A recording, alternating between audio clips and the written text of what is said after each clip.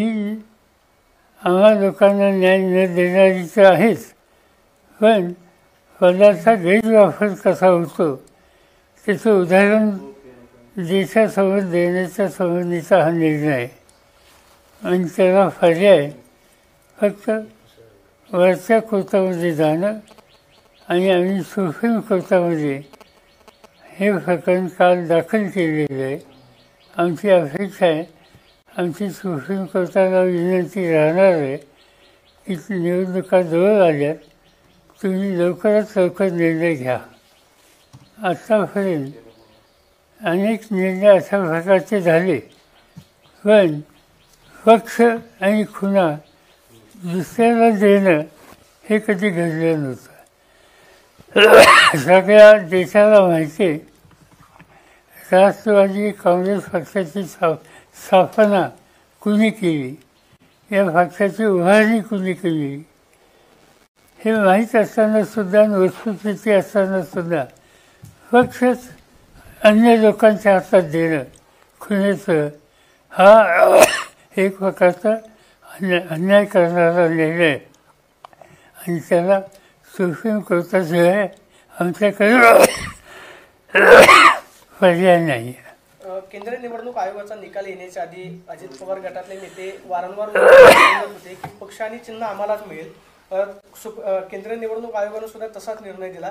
हे सगळं ठरवून करण्यात आलं किंवा केंद्रीय यंत्रणांवरती दबाव आहे असं आहे की तशा अनेक लोकांनी जाहीर सभेतनं मेळाव्यातून या दोन्ही गोष्टी आम्हाला इतक्या दिवसात मिळतील हे ठिकठिकाणी जाहीर केलं. तेव्हाच आमच्या लक्षात आलं होतं की हे सगळं सेटल करून घेतलेले निर्णय आहेत, हे निर्णय असेच होणार आहेत, याच्यात आपल्याला अन्यायकारकच निर्णय येणार आहेत आणि आपल्याला पुढची तयारी करायला पाहिजे. आणि त्यासाठी आम्ही वरच्या कोर्टात जायचा पूर्ण विचार करून तयारी केली आहे. साहेब, सध्या राज्यामध्ये आरक्षणाचा प्रश्न जो आहे तो मोठ्या प्रमाणावरती गाजतोय. विशेषतः धनगर आरक्षणाच्या संदर्भामध्ये राज्य सरकारनं सांगितलेलं होतं की आम्ही लवकरात लवकर निर्णय देऊ. मात्र हायकोर्टानं असं सांगितलेलं आहे की अनुसूचित जातींना जर आरक्षण द्यायचं असेल तर तो अधिकार राष्ट्रपतींचा सुद्धा नाही, तर संसदेमध्येच कायदा करावा लागेल. हे असं असताना सुद्धा समाजाची फसवणूक करण्यात आली किंवा वारंवार आश्वासनं देण्यात आली असं तुम्हाला वाटते? साधी सरळ गोष्ट आहे. आज भाजपचं बहुमत देशाच्या पार्लमेंटमध्ये आहे.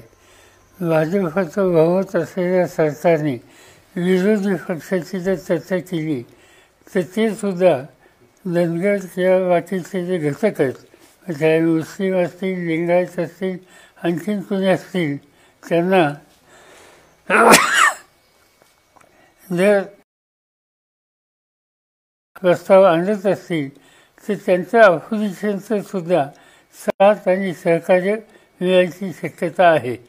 असं असताना एक वेगळी भूमिका कोर्टामध्ये मांडणं जेणेकरून या घटकांना आरक्षण देण्याच्या संबंधीची खबरदारी भाजप सरकारने घ्यायची आवश्यकता होती, ती न घेतल्यामुळं हा निकाल लागलेला आहे. आणि या वर्गाला एक प्रकारचं त्यांच्यावर अन्याय झालेला आहे. साहेब, सध्या लोकसभा निवडणुकांची तयारी जी आहे ती प्रत्येक पक्षाकडून केली जाते. विशेषतः आता संपूर्ण देशाचं लक्ष बारामतीकडे लागलेलं आहे किंवा या मतदारसंघाची चर्चा होते मोठ्या प्रमाणात.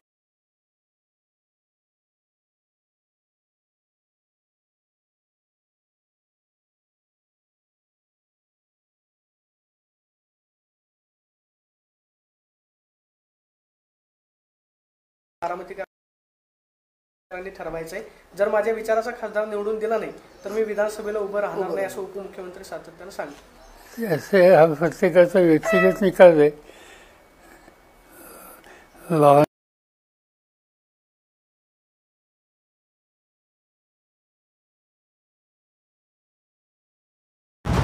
मोदी सरकारची हमी.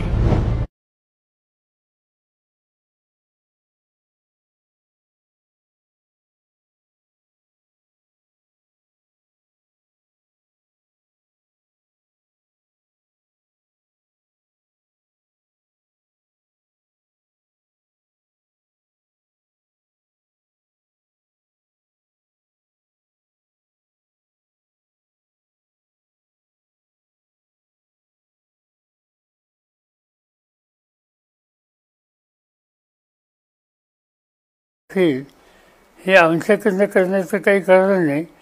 आणि त्याचं कारण बारामती मतदारसंघाचे लोक आम्हा लोकांना वर्षानुवर्ष ओळखतात.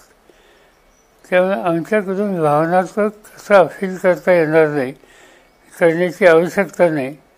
पण ज्या पद्धतीनं विरोधकांच्याकडनं भूमिका मांडली जाते ती पद्धती, त्यांची भाषणं ही काहीतरी वेगळं सुचवतात आणि त्याची नोंद समंजस मतदार बारामतीचा निश्चितपणाने घेईल आणि योग्य तो निर्णय घेईल.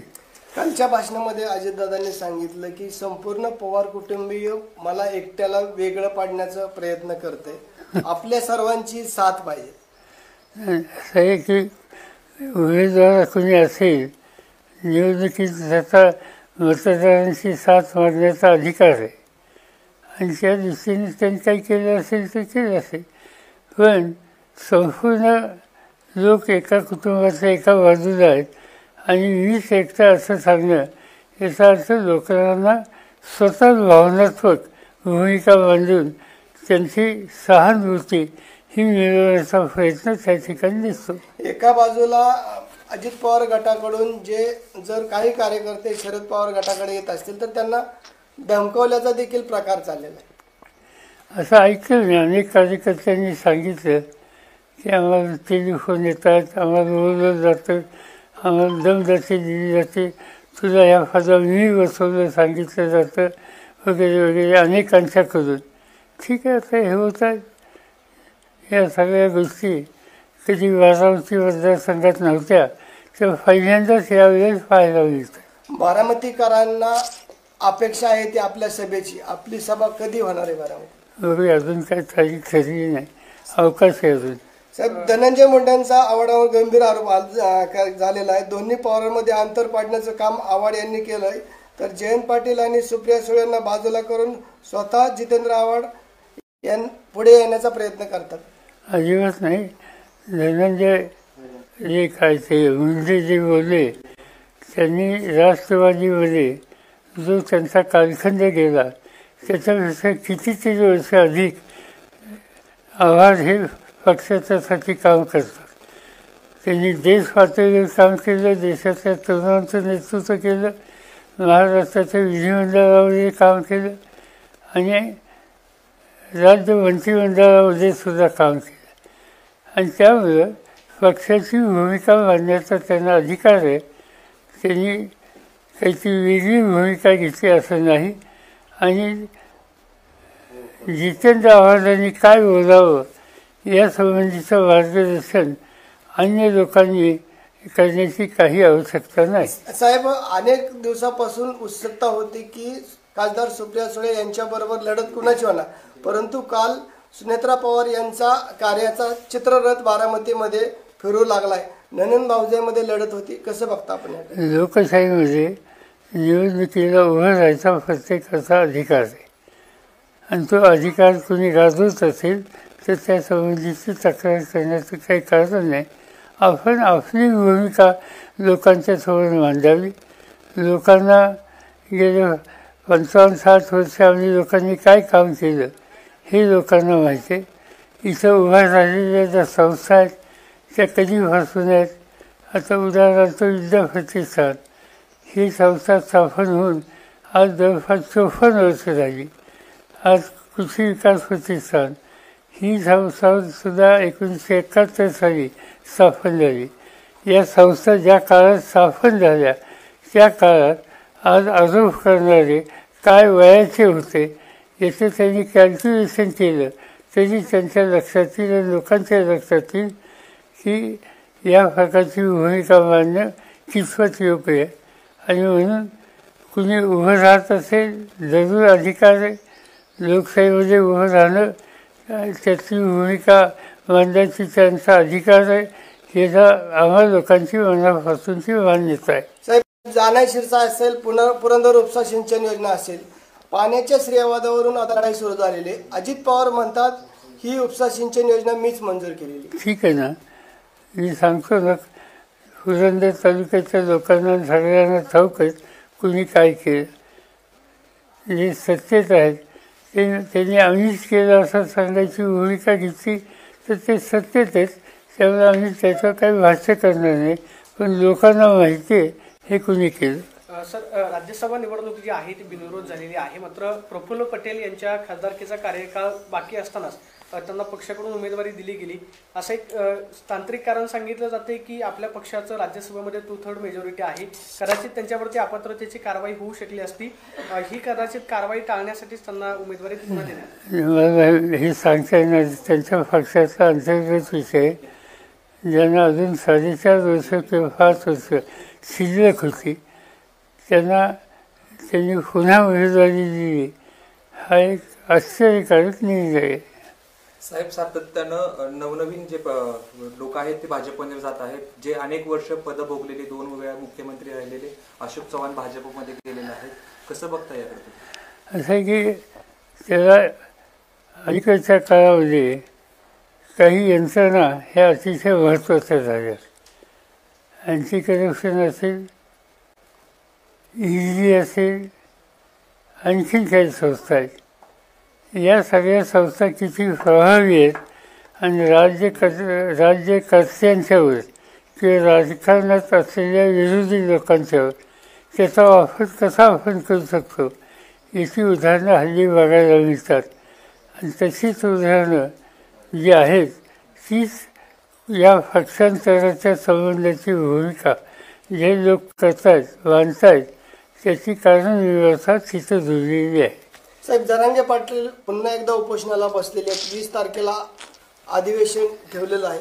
सरकार चालढकल करते असं वाटतं? माहिती नाही. आता सरकार विधानसभेच्या समोर नक्की काय प्रस्ताव आणतायत तो बघितल्याशिवाय त्याच्यावर भाष्य करता येणार नाही. पण आम्हा लोकांची इच्छाच आहे की त्यांची प्रकृती नीट राहावी. त्यांनी उपोषणाचा मार्ग शोधून प्रश्न सोडवण्याच्यासाठी विचार देण्याचा मार्ग शक्य आहे का हे जरूर पाहावं. लोकांची सहानुभूती त्यांना आहे. प्रश्न सुटावा असं लोकांनाही वाटतं आणि त्यासाठी राज्य सरकारने समंजसपणाची भूमिका लवकरात लवकर घ्यावी. चला.